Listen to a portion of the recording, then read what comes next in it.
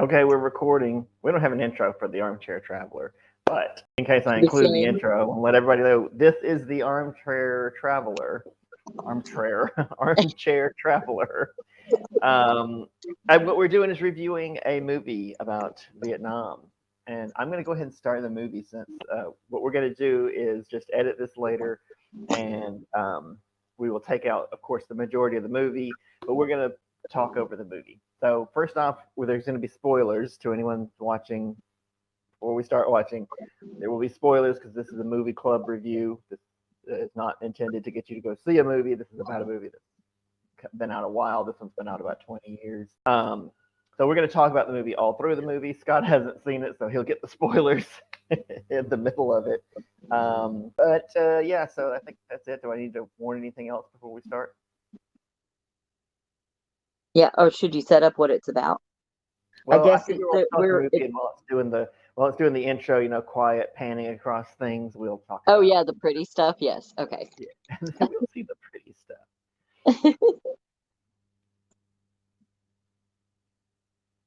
Well, the question here is, that's not right. I want Amazon.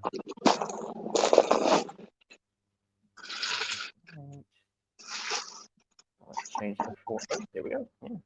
Oh, okay. Do you see? Can you guys see the layout now? Yes. Mm-hmm. Do you like it?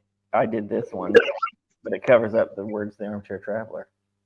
What do you think? Oops, it went away. What happened? I know. I was like, What just happened to it? how do I hide this little side bit so it gives me my whole stuff? I want that out. Go back to that one. Machine. Machine doesn't listen to me. Stop screen. That's great, but all right, here we go.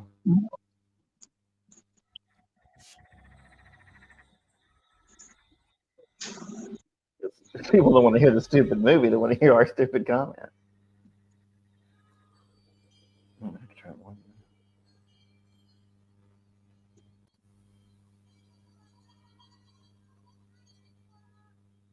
It's flashing.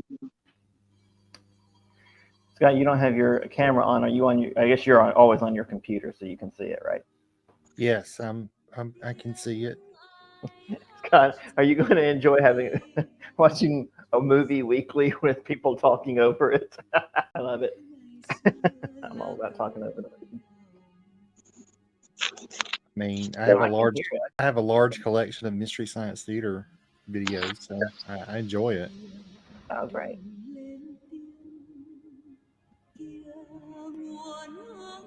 I can mute the movie. I just wanted to show my power. I can't say what made me fall in love with Vietnam. I have to turn him down just a little bit. Michael Caine just announced he's retiring. I saw that. In fact, I shared that on the YouTube channel. Okay, so you were asking, Even the rain. well, how should we set it up? Like the filthy rain in London. Yes. How should we set it up? Well, right now, the reason Michael Caine is saying he's retiring is because he's a journalist and he's going to retire from doing his journalism stuff. But Oh no, I meant in real life. In real life, like actual. Oh yeah, he is. He's 90, but he was retiring in the book. He is actually he's like kind of passively doing some journalism things and basically just in order to stay in Vietnam for this purpose. And then the Brits tell him later on that they want him to come back. So this is not a spoiler. People don't watch this. If whoops, but yeah, so there you go. Oops, but that's what I thought was funny about it, because I saw that after I watched this movie, that popped up in my news, in my little timeline, that Michael Caine is retiring. I was like, he just did fictionally many years ago. I just watched him fictionally retire, and now he's doing it in real life. What are the odds? Life imitates art, I guess. Oh, it's a dead body. Happens, as you knew it would. Oh no! read the same. Well, first, like we can set this up in where it's at in history, which is to say that this isn't the end of the French occupation. I'm sorry. Yeah, it's 1952, so it's like I was reading about it. The Indochina War was 46 to 54, so this is a couple of years before the end of it. Okay, all right. They were in their last years of having control, and they controlled. This is the French. They controlled Vietnam, Cambodia, and Laos. That was French Indochina. And it says the first Indochina War was fought between France and the Viet Minh, Democratic Republic of Vietnam, so the North Vietnam. And he mentions that later on in this that he's going to travel north because right now he's not. So he's going to travel north to cover. I looked up the place where he went. I got the name and looked it up, and it was pretty far north. He was into. I mean, it wasn't the north-south divide at that point, like there was during the American War, but he was in pretty far into communist territory. So. Yeah. I also wanted to like comment on. There's so much, Scott. You're a writer, and I wanted to get your thoughts on this whole tendency in Southeast Asia for the. There's nothing wrong with romanticizing. There's not, but man, they can go overboard in Southeast Asia. All of the journalists that have come here, I guess it's a 20th century thing, and stayed at hotels in the big cities and like. We ran into this in Phnom Penh. There's we didn't get to go in it because it was closed off for renovations, but it's called the Foreign Press Association Club, Foreign Correspondence Club, the FCC. That's and apparently there's several of those everywhere, but it's such a big thing, and they go there and they write these like just dripping with drama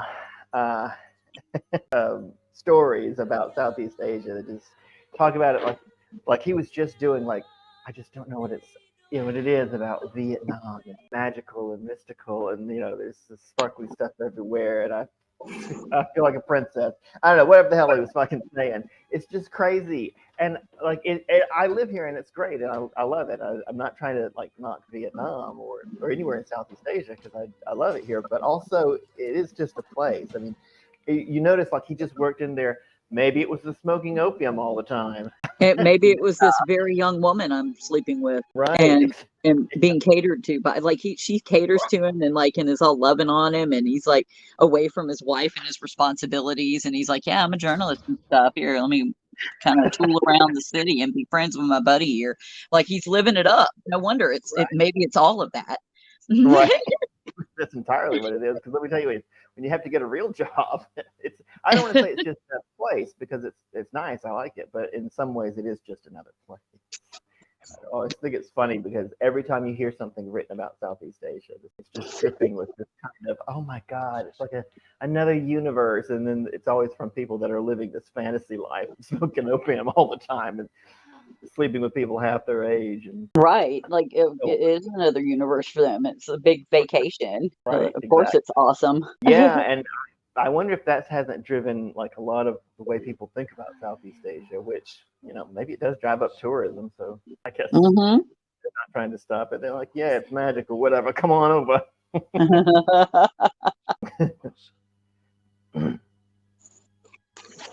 So should we?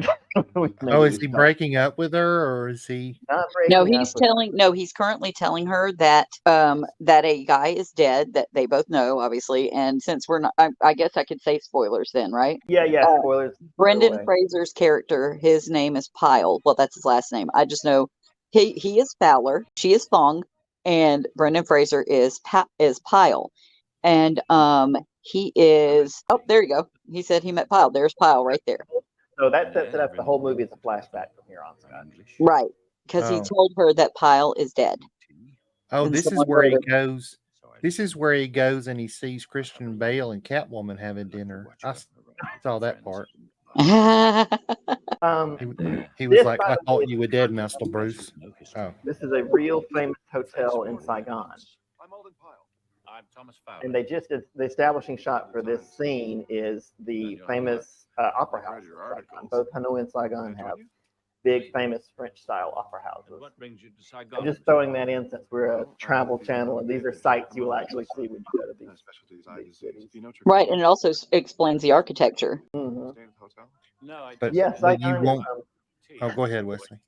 Oh, I was just going to say, Saigon is mostly built by the French. There was not much there when the French got there, and as far as I know, the entire city is there now, except for, of course, the post-French era. But the city center is all this beautiful colonial architecture, whereas Hanoi, on the other hand, has an ancient city center that's like 1,000 years old. Even an opinion is a form of action. Still, I'd really appreciate if you could take Pyle was hungry. Oh, in this discussion, Fowler is telling him he remains impartial. He doesn't consider himself a war correspondent, and he doesn't insert his opinion. And Pyle says, "How do you do this?" And then, you kind of know he's like bright-eyed, idealistic. Obviously, they dressed him to be a corny little sweet boy or a tall sweet boy. And he's there as what? What did he say he's there as, Wesley? He's there in the movie. He's there as an eye doctor. Right, eye doctor. That's right. He's supposed to be doing help type things there. He's under, supposed to be. Right. This is a good discussion. I think it's encapsulating like most of the themes of the book, Mhm. which is that's what happens when you convert a book to a film.